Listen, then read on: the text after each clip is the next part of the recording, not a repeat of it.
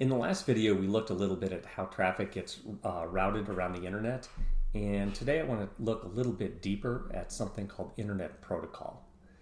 So we saw that devices on networks are all assigned unique IP addresses, and right now most of the internet is currently using IP version 4, and v4 addresses are expressed in the following format. So it's usually 4 decimal numbers, each separated by a period. One of the things that's interesting about the IP addresses is that they're hierarchical, and that means basically as you read the address from left to right, it gets more it starts out with information about what network and sub-network it might be on, and then as you go to the right side of the address, now we're getting towards what specific device on the internet it's going to be. And I don't want to say what each specific part represents because that's a little bit complicated. It depends on the type of network, but in general, you're getting more specific until finally you know the exact device as you go from left to right. So when we look at these numbers, this is actually 4 8-bit binary numbers, and so it's 32 bits total. So they range from 8 zeros would be 0 and 8 ones would be 255. So the numbers, each of these numbers is a 0 to 255 number. And with 32 bits, that means we have roughly 4 billion and change possible unique IP addresses to assign to devices. And that may seem like a lot, but if you think about it, most of us have multiple devices, personal devices that have IP addresses, and so there is a problem, and we'll address this at the end of the video, and that is we're going to run out of version 4 IP addresses. So, and there are some tricks that they're doing right now to make it possible to reuse IP addresses on the internet, but that would be a topic for another video. So let's take a look at your typical home network here again. And this time, let's say this laptop wants to view a page on Wikipedia, right?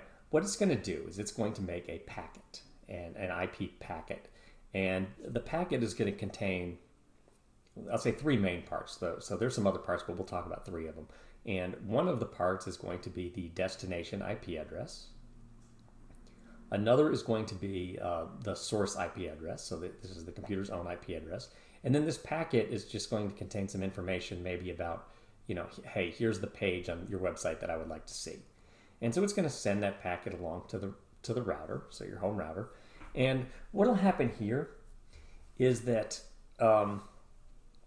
this router, it's going to swap out this source IP address of the laptop with its own public IP address. Because the computers out on the internet don't need to know anything about this network. They just need to be able to find this router again. So you'll see in the rest of the little journey here that this is the IP address that's going to be in the source, right? It's getting swapped out here. And this router is going to remember that it swapped it out, so when the page comes back, it'll know which computer on the network to send it to. So, all right.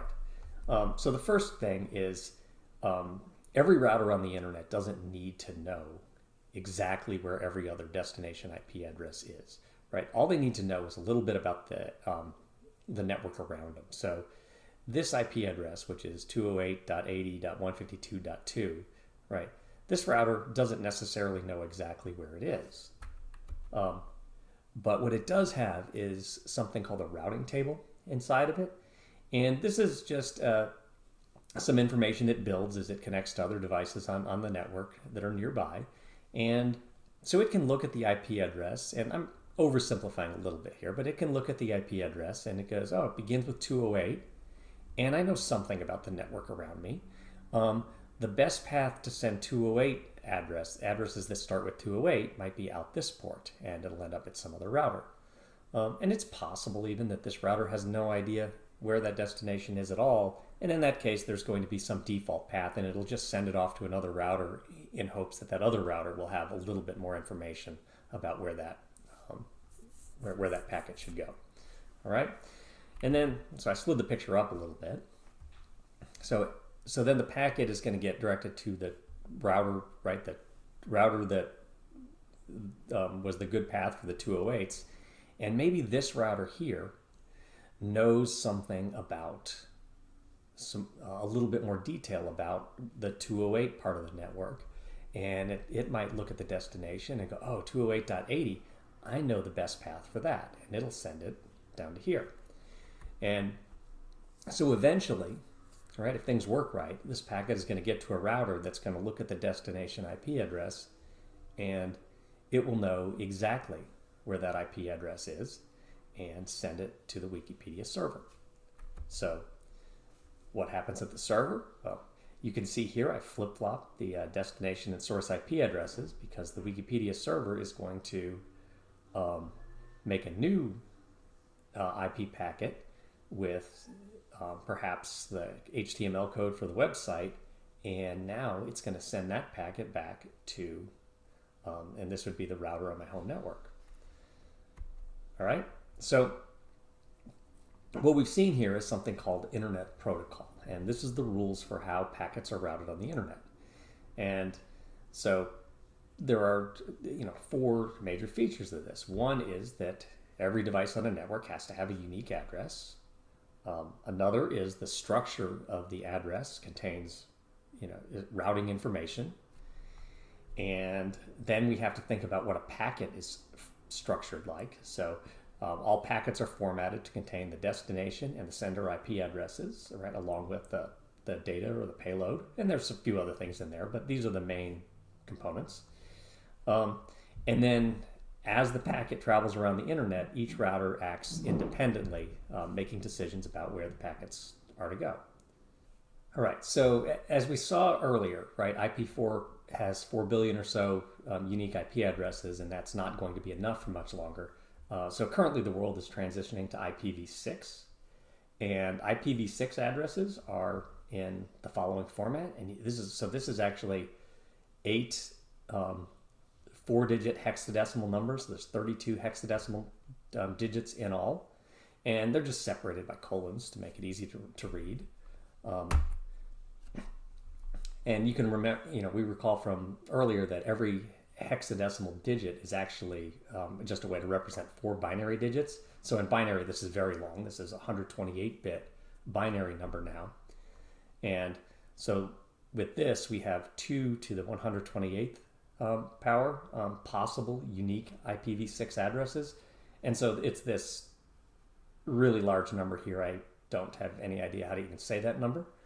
But anyway, this is far more unique IP addresses than there are grains of sand on Earth.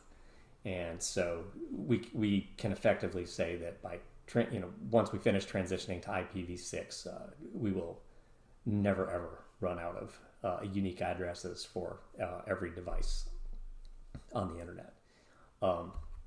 And one last thing to think about, and I glossed over this at the beginning of the video, but when my computer wants to send a request to Wikipedia, right, I addressed my packet not to Wikipedia, but to the IP address that contains the Wikipedia site. So we need to think about, how did my computer know that this was the IP address for Wikipedia? But I'm going to stop here, and that will be a topic for another video.